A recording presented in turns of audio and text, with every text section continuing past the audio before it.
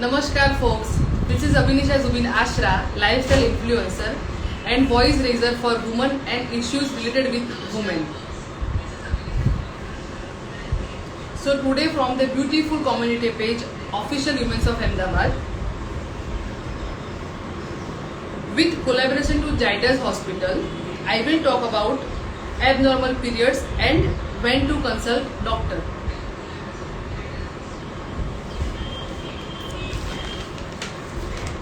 Abnormal periods can be very frustrating to any woman. अगर कोई young लड़की है या the woman with her early 40s और late 40s, periods, abnormal periods, pain and issues सबको affect करते ही है. So let's welcome the expert doctor Mehta from Zydus hospital and will talk further, will get further knowledge.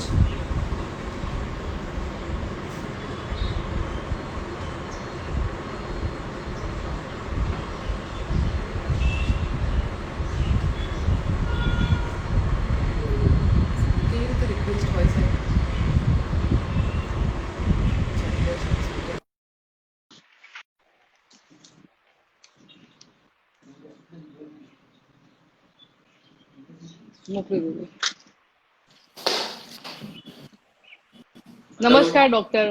नमस्कार. Yes. Good afternoon. Good afternoon. So guys, we have Dr. Santwan Mehta. Santwan Mehta is a consultant gynecologist, infertility specialist and laparoscopy surgeon. Such a hard words. I will ask Dr. Mehta, इसको थोड़ा normalize करके बताओ कि क्या है ये सब बड़ी बड़ी डिग्रीज मैं प्रोनाउंस भी नहीं कर पा रही आराम से. He is expert for today. तो हम उनसे बात करेंगे that what is abnormal periods. Let's talk about this taboo period with him and try to make it normal. Yes, sir. Perfectly. Thank you very much for the introduction, and thank you very much for inviting me to this very wonderful and interactive session. I congratulate Official Humans of Ahmedabad to organize such activities. So I am Dr. Santwan Mehta and I am a gynecologist.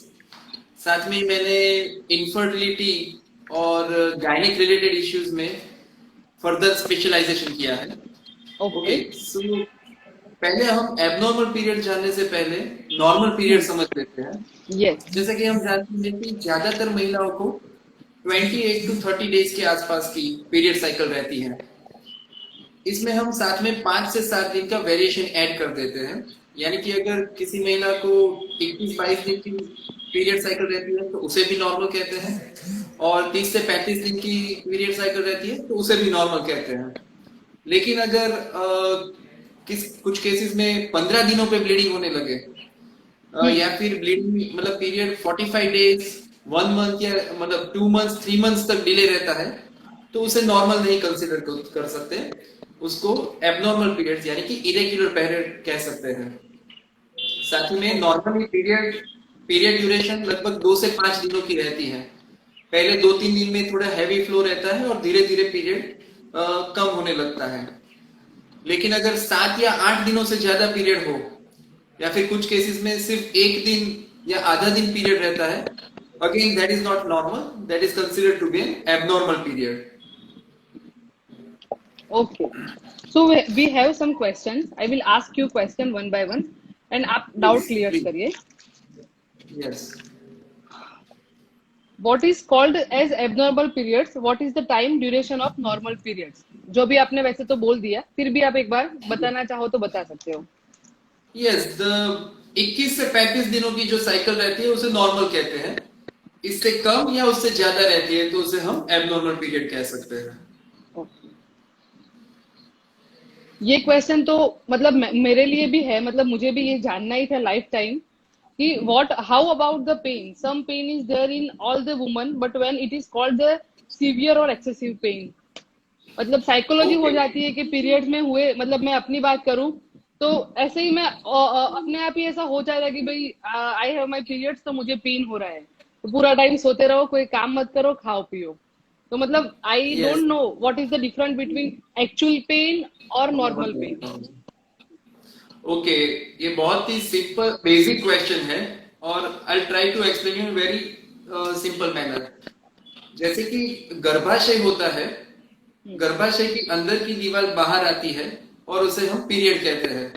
Okay. तो जो गर्भाशय period के दौरान पूरा contract होता है, हम्म। Okay, तो इसके कारण नॉर्मल पेन होना स्वाभाविक बात है। सभी महिलाओं को पीरियड के पहले या दूसरे दिन तक लोअर एब्डोमेन में बैक पेन या फिर थाइस में पेन रहता है, that is considered to be normal. इसमें कोई एबनॉर्मल बात नहीं है। ओके। लेकिन कुछ केसेस में पेन पीरियड आने से पहले शुरू हो जाता है, एक दिन नहीं 4-5 दिन पहले से शुरू हो जाता है। पीरियड के सभी दिन 4-5 दिन तक रहता है और पीरियड के बाद भी रहता है। कुछ केसेस में इतना एक्सेसिव पेन होता है कि आपको कुछ एनाल्जेसिक पेन किलर टैबलेट्स या फिर इंजेक्शन लेना पड़े।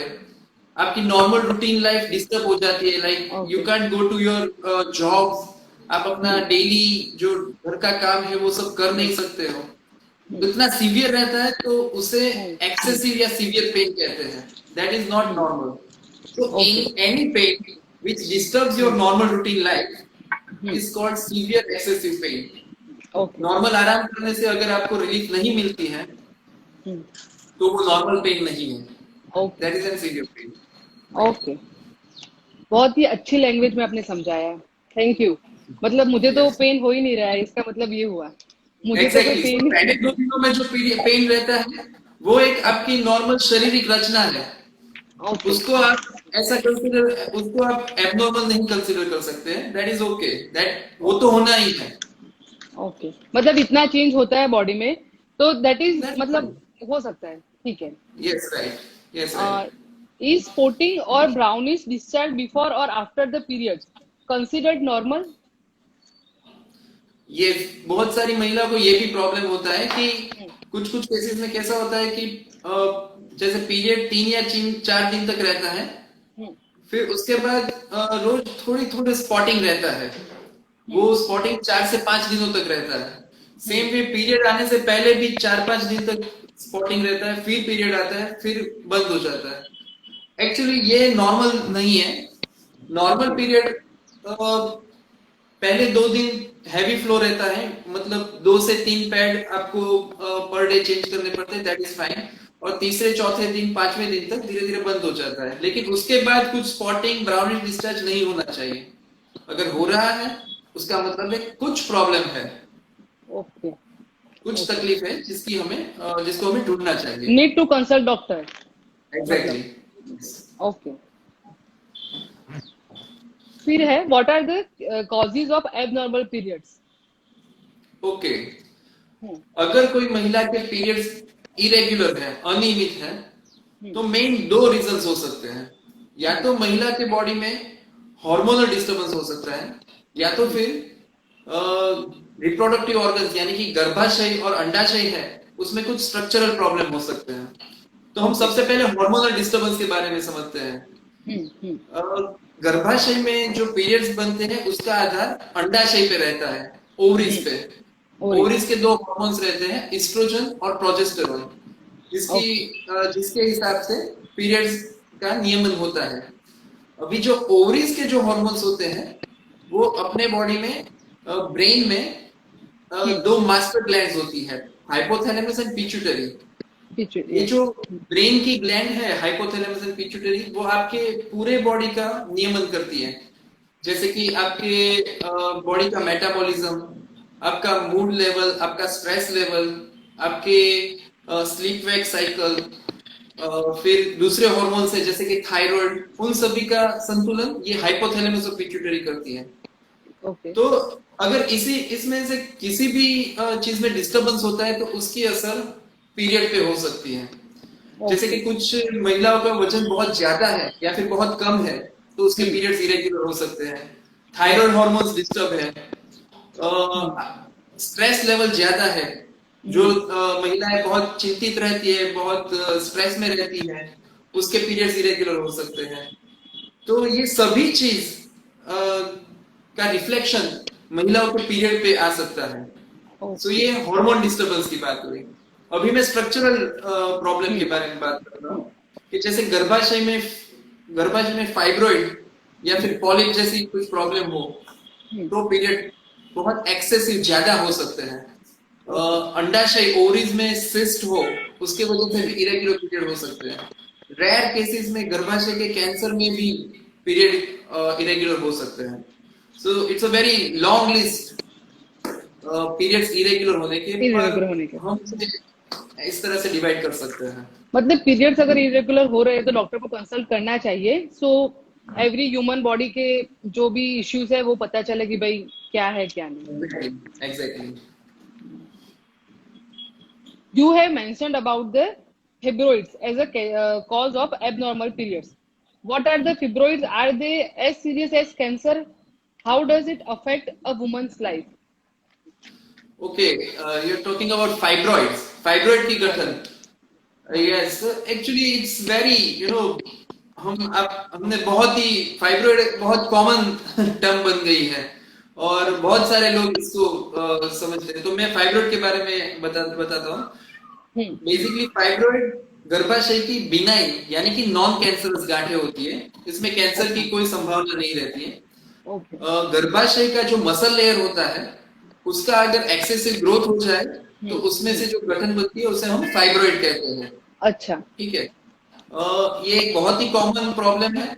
अगर मैं 10 महिलाओं को एग्जामिनेशन के लिए लेता हूँ उसमें से 3 से 4 बहनों में ये फाइब्रॉइड की गठन मुझे मिल सकती है।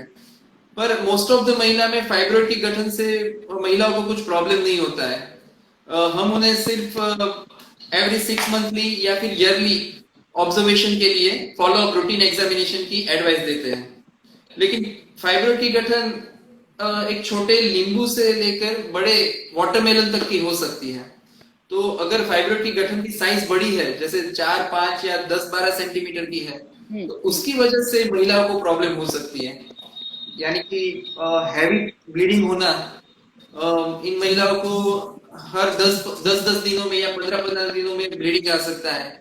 जब ब्लीडिंग है तो उसकी क्वांटिटी भी बहुत ज्यादा रह सकती है। पीरियड के दौरान सीवियर पेन भी हो सकता है। तो ये सभी चीजें की वजह से ये फाइब्रॉइड की वजह से ये सभी प्रॉब्लम्स महिलाओं को हो सकती हैं। मेरी खुद की मम्मी को फाइब्रोइड की ये गांठ हुई थी, वो निकाली हुई है ऑपरेशन करके। मतलब आई वॉज 12-13 years old जब ये हुआ था। ओके तो ओके, मुझे इतना कुछ ध्यान नहीं था, पर अभी आप बोल रहे हो तो मुझे कनेक्ट हुआ यू कैन कि रिकलेक्ट। हाँ, वो यस, निकाला था, डॉक्टर ने कुछ सबको दिखाया था। और मेरी मम्मी राइट, को भी बहुत ब्लीडिंग होता था और पेन भी होता यस था। तो हमने कंसल्ट यस, किया, फिर डॉक्टर ने बोला कि दिस इज नॉट कैंसर की गांठ या ऐसा कुछ, तो डोंट वरी। डेफिनेटली। उन्होंने निकाली, फिर कुछ टेस्ट कराने भी भेजी थी, सब नॉर्मल आया था, पर ऐसा हुआ था। मतलब Yes, कॉमन तो है ही, fibroid is you are quite right. common. You are Yes, it's right, very common तो common. है ही, मेरी मम्मी के साथ भी हुआ है। अच्छा, ये दिस इज इम्पोर्टेंट क्वेश्चन, बहुत सारी लड़कियां जो देख रही है, विमेन्स लड़कियां, उनको भी काम आएगा। Can abnormal periods affect the chance of pregnancy? Yes, definitely, definitely. Simple बात है, अगर आपके पीरियड्स इरेगुलर है तो या तो आपके बॉडी में हार्मोन का डिस्टरबेंस है या तो जो आपके गर्भाशय है उसमें कुछ स्ट्रक्चरल प्रॉब्लम है। और ये दोनों ही चीजें महिलाओं को प्रेगनेंसी होने के लिए जरूरी है। तो जैसे आपने बताया कि जो महिलाएं 25-30 इयर्स के आसपास they are trying for pregnancy and if their periods are not regular, तो सबसे पहली चीज है उनके पीरियड्स को हमें रेगुलर करना है। उसके साथ ही बाकी की सभी चीजें जुड़ी हुई है। तो दे शुड नेवर इग्नोर कि उनके पीरियड्स इरेगुलर है। That's really we have to take care of that thing. Doctor, बीच में एक क्वेश्चन आया है, वो उसका भी आप आंसर दीजिए। Does fibroid cause weight gain? Definitely not, definitely not. Fibroid की गठन जो होती है वो मैंने कहा कि छोटी गठन 2 सेंटीमीटर 1 सेंटीमीटर की भी हो सकती है। बड़ी गठन है वो 15 सेंटीमीटर 20 सेंटीमीटर की भी हो सकती है। पर उससे ओवरऑल आपकी बॉडी का वेट इतना बढ़ता नहीं है। What is What the is the exact exact definition of regular period? Yes, if I have to tell exact definition of the regular period, it is to be told like अगर आपके period की range 21 दिन से 35 दिन तक है तो उसे आप रेगुलर पीरियड कह सकते हैं। आपको ब्लीडिंग 2 से 5 दिन तक रेगुलर पीरियड्स की मैं क्राइटेरिया बताऊंगा। सबसे पहले तो कितने दिनों पे पीरियड आना चाहिए। 21 दिन से 35 दिन तक आता है पीरियड, रेगुलर है। और अगर पीरियड आने के बाद 2 से 5 दिनों तक ब्लीडिंग रहता है, रेगुलर है। उससे ज्यादा या उससे कम, इरेगुलर पीरियड। पेन की डेफिनेशन कि पहले 2 दिन तक पेन रहता है और नॉर्मल आराम करने से पेन रिलीव हो जाता है। आपको कोई दवाइयां या फिर कोई इंजेक्शंस नहीं लेने पड़ते हैं। नॉर्मल नॉर्मल पेन है, उसमें कोई इरेगुलरिटी नहीं। सो मेन ये 3 चीजें हैं, हम रेगुलर पीरियड को डिफाइन कर सकते हैं। और आई वुड लाइक टू से कि ये जो 3 चीजें हैं उसको उसका मतलब इसको अवेयरनेस इसकी फैलानी चाहिए कि पीरियड्स के बारे में जो बहुत सारे मिथ है, या मतलब कभी मैंने ऐसा भी देखा है कि किसी को एक्सेसिव पेन भी हो रहा है तो लोग उसको कंसीडर करते हैं कि नहीं पीरियड्स है तो पेन तो होगा ही, यू जस्ट टेक रेस्ट। या फिर ये पीरियड्स में 15 मैंने बहुत सारी मेरी फ्रेंड्स देखी है कि 15 दिन तक ब्लीडिंग हो रहा है और मतलब घर वाले बोल रहे हैं कि होता है उसमें कुछ नहीं होता, हमारा भी होता था, ये भी होता था। तो उसके कारण विमेन्स की पूरी बॉडी को जो जो अफेक्ट होता है, आगे जाके हेल्थ इश्यूज आते हैं। तो this is very important awareness, मतलब अभी के लिए जो है कि सबको आना चाहिए, आइडिया होना चाहिए। और दूसरा मैं अभी आपको बताना चाहता हूँ कि हाँ। जो आप जो कह रहे हैं कि अभी हमारे पास बहुत सारी अच्छी सुविधाएं हैं।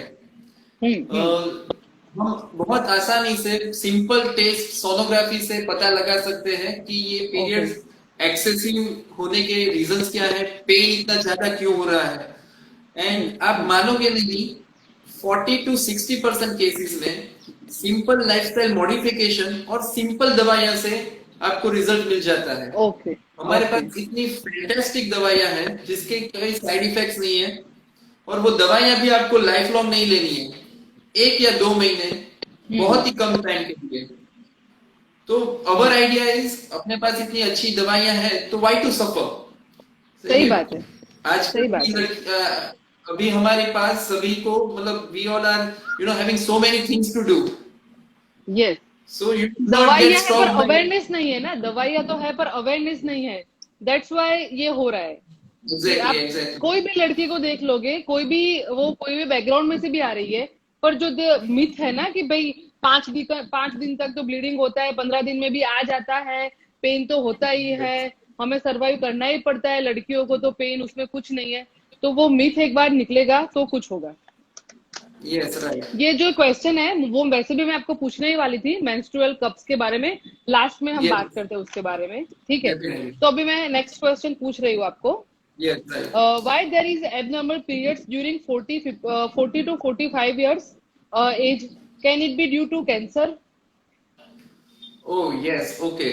अभी हम अगर 40-45 इयर्स की महिलाओं की बात करें तो ये जो पीरियड है slowly gradually menopause transition period है।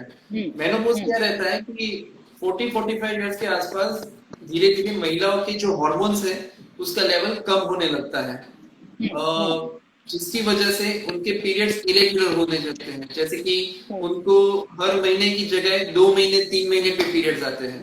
पहले धीरे धीरे पीरियड्स इरेगुलर होते हैं और धीरे धीरे फिर बाद में पीरियड कंप्लीटली स्टॉप हो जाते हैं। ये एक नॉर्मल ट्रांजिशन है, उसमें कोई प्रॉब्लम वाली बात नहीं है।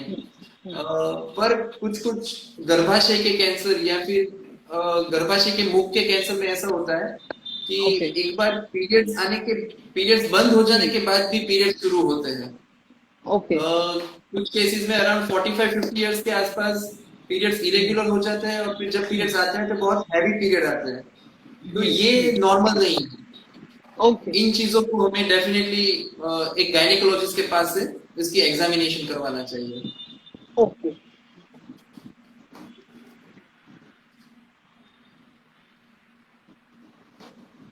अभी आपने बताया डिटेल में कि what is abnormal periods and what is the cause behind that.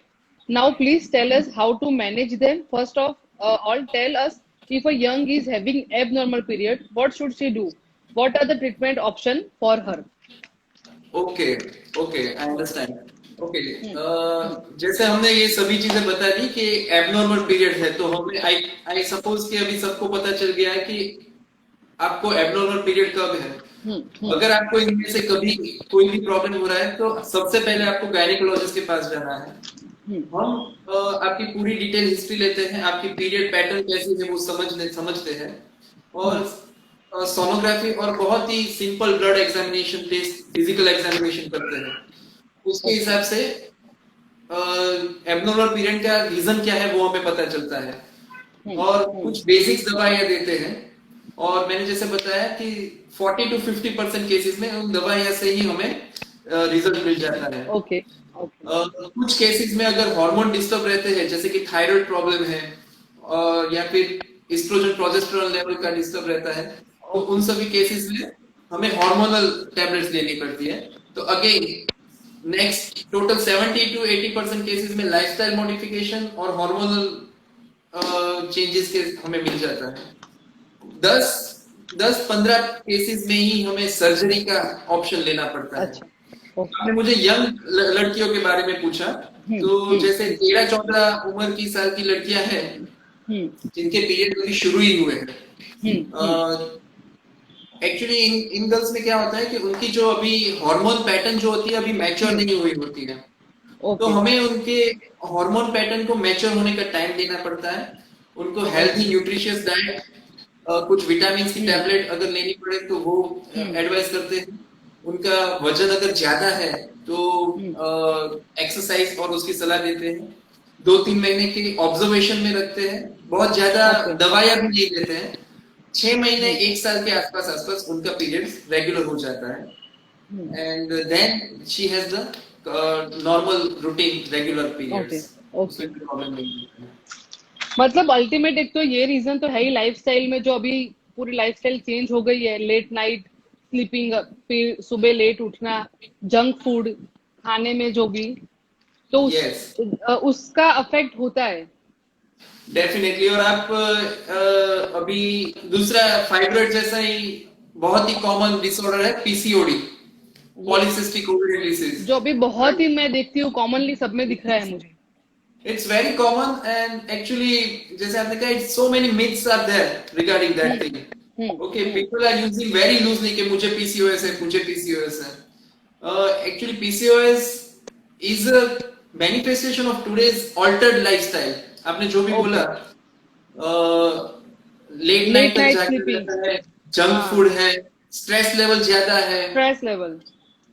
Right? सो इन मतलब सभी मेरी से नी से 13 ईयर की है, वो बोलती है कि मुझे स्ट्रेस हो रहा है। मतलब मैं 13 ईयर में पता नहीं मैं पेटीकोट पहन के कहाँ घूम रही थी, और आज 13 ईयर में स्ट्रेस आ रहा है सबको। तो राइट, मतलब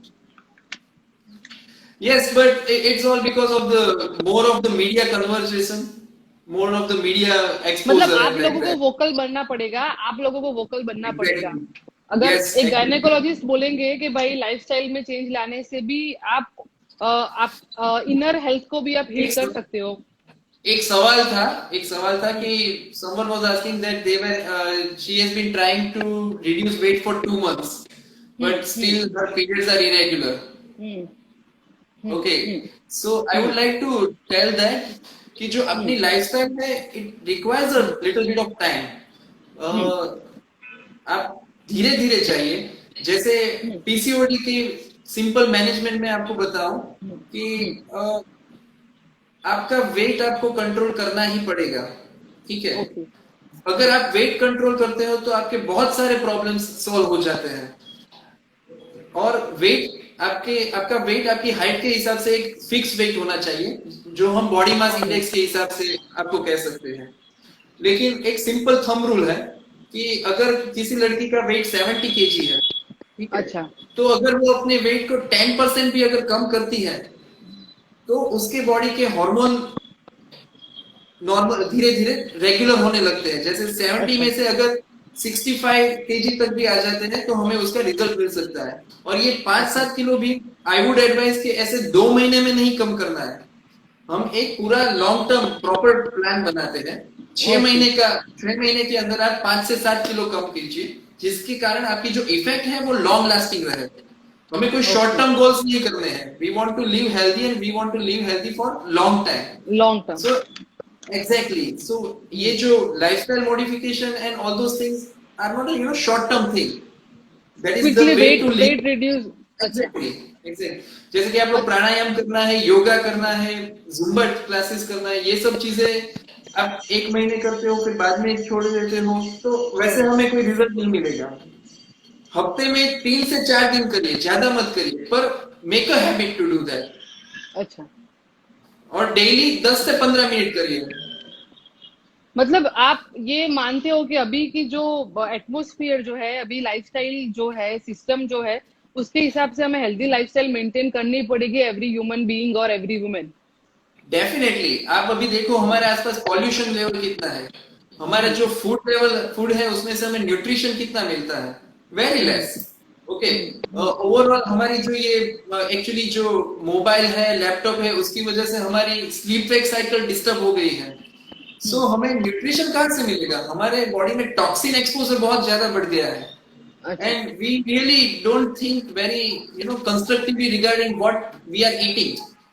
So अच्छा। ये सभी चीजें इसका बेस है, तो हमें हम्म। डेफिनेटली इसको कंट्रोल करना है। एक और क्वेश्चन है। So I am suffering from thyroid, so it's a reason heavy blood flow in period. It can be a reason for the heavy blood flow. Thyroid hormone और पीरियड के related hormone एक दूसरे के साथ जुड़े हुए हैं, और उससे डेफिनेटली प्रॉब्लम हो सकता है। ओके, अभी एक नेक्स्ट क्वेश्चन है। नाउ टेल जी। Us how to manage the fibroids, can dissolve by any medications. Okay. Fibroid जैसे मैंने बताया वो एक सॉलिड गठन है। पानी वाली गठन नहीं है, सॉलिड गठन है। तो ऐसी कोई दवाइयां नहीं है जिसकी वजह से फाइब्रोइड की गठन पिघल सकती है। हम्म, हम्म, फाइब्रोइड की गठन अगर महिलाओं को प्रॉब्लम कर रही है, उसकी साइज ज्यादा है, तो हम्म। फिर हमें उसके लिए सर्जरी करनी पड़ती है, और सर्जरी से ही हम फाइब्रोइड को निकाल सकते हैं। मतलब छोटी भी राइट। हो फिर भी सर्जरी करनी पड़े ना, छोटी बड़ी कोई भी हो। नहीं नहीं, मतलब जैसे मैंने बताया कि हर फाइब्रोइड की गांठ का ऑपरेशन करने की जरूरत नहीं है। मतलब एज इट इज कुछ बॉडी में वो रह सकती है। Let it be, not an issue. ठीक है। अच्छा। 2 से 3 सेंटीमीटर की फाइब्रोइड है, कुछ फाइब्रोइड की गांठ गर्भाशय के बाहर के भाग में होती है, जो ओके। महिलाओं को डे टू डे लाइफ में कोई प्रॉब्लम नहीं करती है। हम्म, लेकिन अगर फाइब्रोइड की गठन से महिलाओं को प्रॉब्लम होता है, पेन ज्यादा हम्म, होता है, हैवी पीरियड होता है, हम्म। तो फिर उसको हमें रिमूव करना पड़ता है। ओके, सभी फाइब्रोइड की गांठ का ऑपरेशन करने का जरूरत नहीं है। कुछ फाइब्रोइड की गांठ ओके। जैसे 2 से 3 सेंटीमीटर की होती है, उससे हम कुछ नहीं करते हैं। हम पेशेंट को तो रेगुलरली फॉलोअप के लिए 6 मंथ्स 1 ईयर पे सोनोग्राफी की एडवाइस देते हैं। We just take an eye on that thing कि वो एकदम से बढ़ नहीं जा रहा है। So most of the fibroids, उसके कारण प्रेगनेंसी में कोई होता नहीं है डिस्टरबेंस या कोई इश्यू। डिपेंडिंग ऑन उसकी साइज का क्या है और साइज, उसकी ओके। जगह कहाँ पे है। जगह कहाँ है, ओके। गर्भाशय में अगर जहाँ पे बच्चा ग्रो करने वाला है वहां पे अगर हम्म, फाइब्रोइड की गठन है, ओके, तो उससे प्रेगनेंसी में प्रॉब्लम हो सकती है। तो उस समय में 1 सेंटीमीटर की गांठ भी प्रॉब्लमेटिक है। ओके। एक क्वेश्चन है जो Neetu Singh, ji. Neetu Singh, how can reduce heavy blood flow in periods day. Sorry. How can reduce heavy blood flow in periods day. Okay. आपको हैवी ब्लड फ्लो हो रहा है, तो मैंने जैसे बताया कि हमें उसको जांच करना पड़ता है कि ओके। किसकी वजह से हैवी ब्लड फ्लो हो रहा है, और उसके रीजंस होते हैं, उसके हिसाब से हम कर सकते हैं। फिर और एक क्वेश्चन है, after pregnancy it is normal to have period cycle of 40 to 45 days.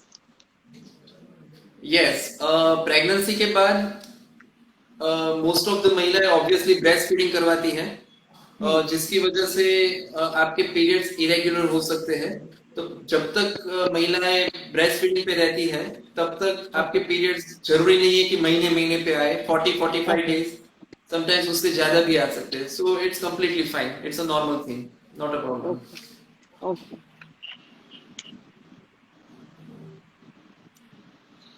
Is fibroid removal a major surgery? Do you have to remove the whole uterus for it? Okay, actually आजकल हम fibroid removal की surgery minimal invasive technique से करते हैं।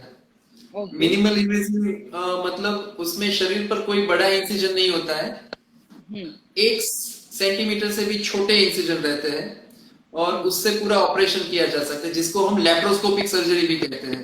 Okay. और laparoscopic surgery like day care surgery है, उसमें Hmm. सुबह में पेशेंट का ऑपरेशन करके शाम को पेशेंट डिस्चार्ज होने के लिए रेडी रहता है।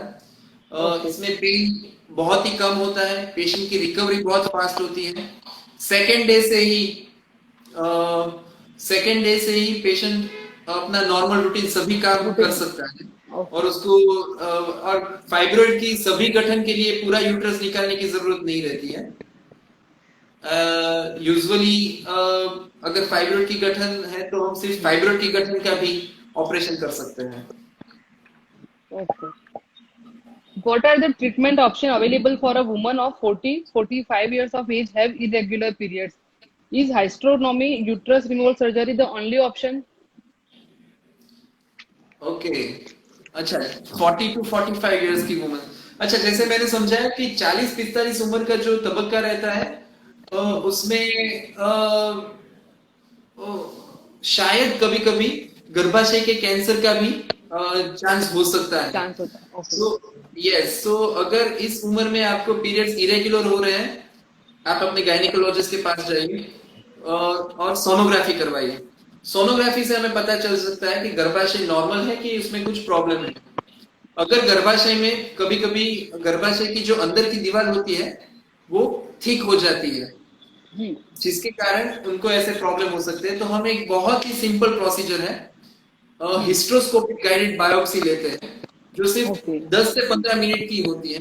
पर उससे स्पेसिफिकली दूरबीन से हम गर्भाशय के अंदर की दीवार को देख सकते हैं, एबनॉर्मल जो जगह है उसको आइडेंटिफाई करके उसकी बायोप्सी ले सकते हैं और 100% कैंसर को रूल आउट कर सकते हैं।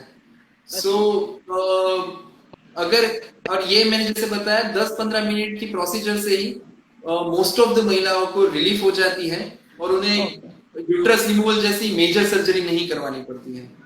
Okay. एक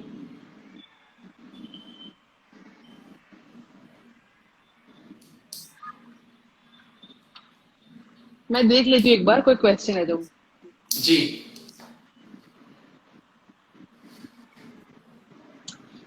ऑलमोस्ट सारे क्वेश्चन कवर हो चुके हैं। अभी एक लास्ट बात आपसे पूछनी थी। पर्सनली आई एम एनवायरमेंट, पर्यावरण का संरक्षण मैं करती हूँ पर्सनली, ओह कि मुझे वंडरफुल, अच्छा लगता है। हेलो, सॉरी, या यस, पर्सनली मुझे ऐसा लगता है। जब मैंने अभी रिसेंटली एक आर्टिकल पढ़ा है जिसमें लिखा था कि विमेन्स जो हम लोग पैड यूज करते हैं रेडीमेड, तो उसको डिजोल्व होने में 1000 ईयर्स लगते हैं। डेफिनेटली। हाँ, तो अभी एक ट्रेंड स्टार्ट हुआ है थोड़ा थोड़ा, जो वर्चुअल वर्ल्ड पे बहुत दिखता है, मेंस्ट्रुएशन कप का। तो आप उसके बारे में थोड़ा जो भी गाइडेंस दे पाओ या अपना जो भी नॉलेज शेयर कर पाओ, अवेयर कर पाओ जो लोग लाइव देख रहे हैं वो लोग भी, कि क्या होता है और पर्यावरण को कितना नुकसान होता है पैड्स यूज करने से, यस, और सब थ्रो आई एम कर देते वेरी हैं happy. Easily. Yes, yes, I am very happy that this question has been raised, and actually you are very right कि जो सैनिटाइजिंग पैड वुमन यूज करते हैं, they are very bad plastic, so like उसको degrade होने में आपने जैसे कहा बहुत सारा समय लग जाता है। और you would be very just imagine हमारे देश की जो पॉपुलेशन है वो सभी, अगर उनमें से हम आधे लोग भी अगर मेंस्ट्रुअल पैड यूज करते हैं, तो जो menstrual pad every monthly for 5 days use करते हैं तो उसकी क्वांटिटी क्या होगी। और उसको कुछ डिग्रेडेशन करने के कोई, we don't have proper any technique और anything, basically all this things are being dumped, and उसकी वजह से slowly gradually environment and everything is getting very much affected with that. So we all gynecologists and are coming up with the idea of menstrual cup, Okay. I was also there in Kerala and Tamil Nadu for Okay. my work over there. And South India में इसकी awareness बहुत ज़्यादा आ गई है. Many women are using the menstrual cup. They are Okay. absolutely safe. They Okay. can be. These cups are very easily available. Second thing, they are reusable. उसका use करने का उसको हाउ टू कैसे आप यूज करते हो उसका बहुत ही सिंपल मेथोडोलॉजी होती है. Okay. से कोई इन्फेक्शन नहीं होता है. ऐसा नहीं होता है कि ब्लड अंदर कलेक्ट रहता है. पूरा ब्लड आपके बॉडी से बाहर निकाला जा सकता है और लीकेज या वैसा कोई भी प्रॉब्लम नहीं रहता है. उसका जो Okay. मटेरियल होता है that is also very environmental friendly. And we are Re- so many gynecologists, female gynecologists are Hmm, hmm. advocating them that they Okay. themselves are using the menstrual cup so that Hmm. Norm अपने normal human peoples में भी ज्यादा से ज्यादा लोग इसको use कर सके. रियूजेबल होते हैं, ये रियूजेबल होते हैं. यस, ये रियूजेबल होते हैं. ये डिफरेंट साइजेस में अवेलेबल होते हैं. Teenagers can also use it. Okay. all the Okay. all the yes, it's made up of silicon and so many different sizes Hmm. और उसके आते हैं and all age groups के women से use कर सकते हैं. Okay. ठीक है. तो these were the questions जो कुछ हमने प्रिपेयर किए थे आपके लिए. पर Yes, thank you very much Zydus hospital, doctor Mehta and official humans of Ahmedabad, जो मुझे और सारे जो व्यूअर्स देख रहे हैं सबके लिए एबनॉर्मल पीरियड्स इतना नॉर्मल कर दिया. मतलब आई एम आर्टिस्टिक पर्सन, और आज के लिए मुझे फील हो रहा है मैं भी डॉक्टर हूँ, गायनेकोलॉजिस्ट हूँ. मुझे भी सब पता yes, है. मतलब ऐसा yes, आपने yes. इतनी नॉर्मल लैंग्वेज में सब एक्सप्लेन कर दिया, उसके लिए thank you very much. And I really appreciate the gesture of Zydus hospital कि आप ऐसे अवेयरनेस के लिए ऐसे लाइव्स करते हो और keep continue this kind of live, जिससे लोगों को आइडिया आए और कब what is the right time to connect doctor वो पता चले. Thank you Sure, very much. sure. It's all our pleasure. Thank you very much again. Thank you very much. Okay, bye. Bye.